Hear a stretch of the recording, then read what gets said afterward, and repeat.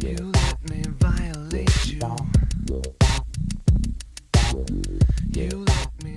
So, sticking with our theme of real-life superheroes this week, I'm going to get on to Defendor from 2009, starring Woody Harrelson, Sandra Oh, Kat Dennings, and Elias Koteas, otherwise known as that other actor that looks like Robert De Niro. Defendor is essentially about a man, Arthur Poppington, played by Woody Harrelson, who is slightly off in the head, as you might say, psychologically alienated. He decides to become this superhero called Defendor as a reaction of his inability to deal with the world as it is, as he sees it, the crime, the corruption, and just basically the badness that happens in the world. We are introduced to him at the very start, where he is avoiding a series of questions, and we're not certain who the questions are coming from. Later on, it is revealed that it is coming from a psychiatrist, and he's basically in the middle of a court case, and they're deciding whether or not he is sane enough to stand trial. That doesn't give too much away about the plot. It goes on from there, and there's obviously some action sequences done on a low budget, I might say, and the story generally unfolds as you would expect it to, however with a slight twist at the end. I must admit that I had expectations for Defendor. I just found that there was opportunity here to make some good commentary, social commentary, and to present us with a real-life superhero, or lack of superhero that the audience could relate to and really sympathise with. However, I found that the story was far too plodding, drawn out. The character wasn't actually sympathetic at all. And whilst there are some good touches, there is a good performance from Kat Dennings as the love interest or sidekick to the hero. And there are some dark tones in the film, which are quite impressive. Well, they attempted them. And Elias Koteas is always good to see in any film, in my opinion. I think he's an excellent and very underrated actor. As for you, Fabs? Yeah, I enjoyed it. I mean, it's sort of it's not a spectacular film. I thought it was just a nice little film. I guess I probably didn't really find Woody Harrelson a sympathetic character, as you said. He was, I mean, I thought he played the role well. He did what he did well. In fact, I kind of find that he plays disturbed characters very well. Yeah.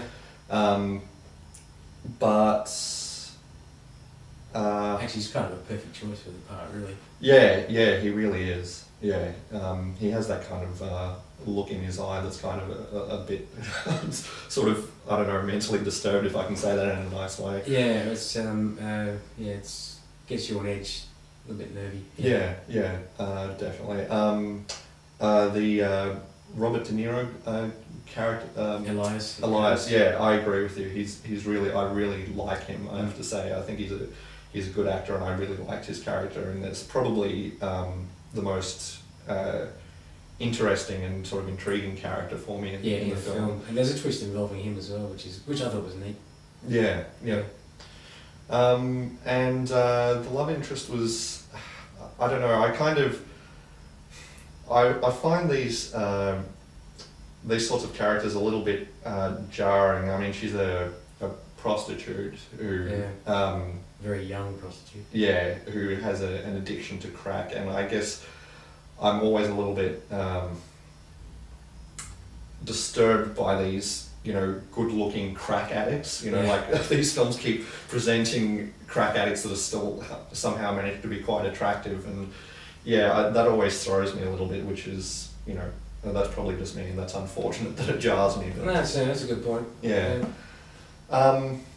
And the one thing that I really did like about this film is the use of music. I thought that was really good in that it sort of explained his headspace. Okay. He gives a lot of lines of dialogue that are very kind of cliched if you read comic books or watch action films and so forth, and I thought the music was good in sort of supporting that he's you know, feels like he's in this heroic moment or like this challenging moment for him. I thought that was really nice. The limitations of the budget really came through at some points, and it sort of took me out of the film completely. Sandra Oh's character is a bit of a waste. Could have made some points there as well. Just too over, and I think it was too over long. I don't know how you felt about that, but for the story that it was telling, I thought I could have made the conclusion a little faster. I had this feeling that when I was watching it, that I thought if some of the Saturday Night Live cast members from the late 70s and early 80s, like Bill Murray, Chevy Chase, Dan Aykroyd, and the like, had got a hold of this script, and I wonder what they would have turned it into. Right. I don't know why that is, but I figured that there is a good story to be told here. Yeah. It just didn't happen this time, and I thought that they could have sort of made it interesting with a dash of that kind of comedy. Okay. Anyway, I didn't really go for it, to be honest, and like I said, I think my high expectations kind of maybe ruined it for me. Yeah, I have to say I didn't have any expectations at all going into this. So. Right. Well, Hammer Time, for me, I'm going to give it only a 4 out of 10. Right, I'm giving it a 6. No, that's not gonna work for me, honey. Yeah, well, easy nothing's not gonna work for me, so. Who the fuck do you think you're talking to?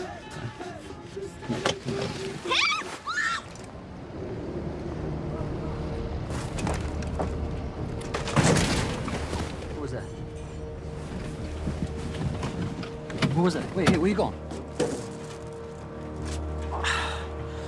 Garbage days. Remember the garbage days.